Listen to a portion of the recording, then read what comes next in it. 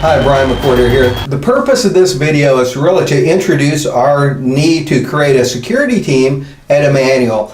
A while back we started working on an emergency response plan, largely of which is done and in place. And what that emergency response plan does is it captures any potential hazard that can happen in the church environment. It was everything from a tornado, severe weather, power outage, fire. And this is really what's expected of any environment that has lots of people, be it work, church, schools. We need to identify hazards and put control measures in place. Well, as part of this, we really need to look at the threats of violence, and this is where you need a security team. We live in some troubling times in terms of active shooter environments, people going into schools and churches purely for the reason of causing some form of violence. And a while back I was able to attend a seminar on putting together church security with a dear brother from here in Emmanuel, Curtis. And we were both really enlightened by seeing some of the statistics and some of the ways that other churches have really addressed this potential threat and hazard. If you live in a town of 10,000, you really have about the same potential of having an active shooter in your church as you do in a large city. So this is a real hazard, and we don't want to freak people out as much as be prepared and put control measures in place. Hence, what we're doing right now and putting together the security team. So what is a security team? What are we actively asking for and looking to put together? Well, right now it's really important to understand that we really don't have a security team, and there is a need here that needs to be filled. A security team is a group of individuals that are solely looking for perceived threats. We're looking for persons of interest. We're looking for anything that stands out a little bit funny, so we're aware. There's something called normalcy bias. I read a study a while back, a few years back, where they looked at accidents on the highway and concluded that about 50% of them could have been prevented had the driver responded quicker with good steering and braking. But what happens is the brain kind of locks up because they can't believe they're in this situation. This happens often in threats of violence also. You find yourself in an environment with an active shooter and you just can't believe this is going on. So we need people that are trained and aware and looking for this, so their first response is to take action, not to kind of lock up and go, I can't believe this is actually happening.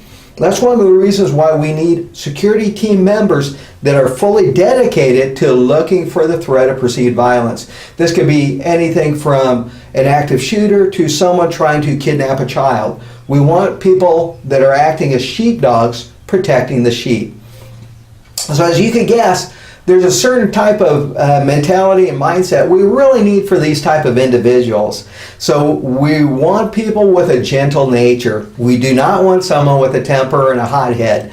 Again, strength on the inside is usually reflected by gentleness on the outside. The military have a saying that really ability breeds humility. The more confident you are, the more gentle you'll tend to be. And these are the type of individuals we want. We want people that are confident, that have no problem coming up and dealing with a stressful situation, but to be able to do it in a gentle manner that can de-escalate when possible. And also, the reality is, we need people that are willing to put their lives on the line if necessary. You know, it would not be my plan A, but we have to be willing to sacrifice our lives for the protection of others. That's truly what a security, law enforcement, these type of people do, and they definitely deserve our respect. We want, ideally, you would want someone in this capacity that maybe does work in law enforcement. They're a policeman, they're a sheriff, or they've had jobs along this line, or ex-military.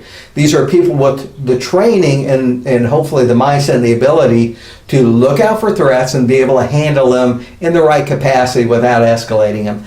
Again, we want to not interfere with what the church is here to do. So this is very important. You know, a good security team is in the background keeping people safe, but not noticed really by anybody. We don't want to impede the church's ability to meet the needs of those that are there. So the church's core message, values, and capacity to serve others cannot be hindered by what's going on with the security team. Okay, I actually have some notes, and like I said, the main point of this video is to really just give you an outlay of what we're looking for and why it is so important, and we'll kind of go from there. What we really need is, anytime that there are people in the church, we really need at least 2 people that are there for security. And maybe not for meetings or Bible study or things like this nature, but if we have a large group of people, then you want some security. So I'll give you an example. On Saturday, I'd really like to have 2 security team members, and on church on Sunday, 4 to 6. The reason is we have so many people to scan effectively, we need lots of eyes. And these are people solely dedicated to security. We want the ushers on board as people who are looking and scanning for problems, but an usher should not be a security team member. It's not the ideal situation, and we may be in this type of situation where we have someone that is an usher and doing security, and that's okay. But really, with security, we want them wholly dedicated to, again, looking for someone that's a person of interest, looking for perceived threats, things along this nature. Again, as I mentioned earlier, our security team members are part of our emergency preparation. So they're part of our emergency response. I would like them to get to be known by the congregation in that, okay, if there is a problem, I'm not sure what's going on, I can go alert Brian, or I can go alert Curtis, or I can go alert this person that I know is part of security, and they can help resolve this issue. It's important to understand that as a security team member, we are not law enforcement. So we cannot grab someone physically, detain them, or if someone's causing trouble, say in the service, we cannot physically remove them. We really need law enforcement for that. So it's important to understand what we can and can't do. So as we grow or get committed people for the security team, we'll do ongoing training and we'll explain what you can and can't do. If there's a threat of actual violence, then obviously we can defend ourselves and protect others. But for cases of removal and things like this, we really need to call actual law enforcement. We do not have the right to touch someone or anything along that line for removing them. The purpose of this video is mainly to show the need, what we're trying to do, and to show the type of people that we really want in this. Some of the structure we really need to put in place is having the team, having some basic training on how we handle things, having standard practices in place, protocols for how we handle certain situations, really goes a long way to creating confidence. We're all going to handle a certain situation the same way. We've discussed how to do this, so it's not just Brian shooting from the hip. Here's a framework we're going to follow, here are some protocols and some guidelines. And if there's always more than one team member for security, then you can help one another. We never want to put someone potentially in harm's way alone. We want people working together.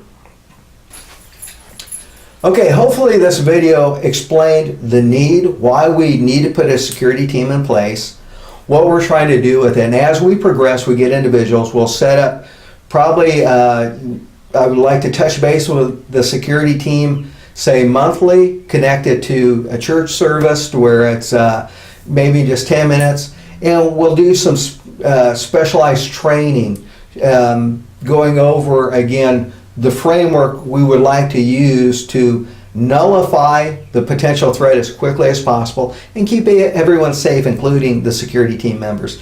So if you think that this is a fit for you, please contact Andy or Lauren, and they'll tell you how to get in touch with me, and we'll start working towards getting a good structure in place that we can grow with. Thanks for your time.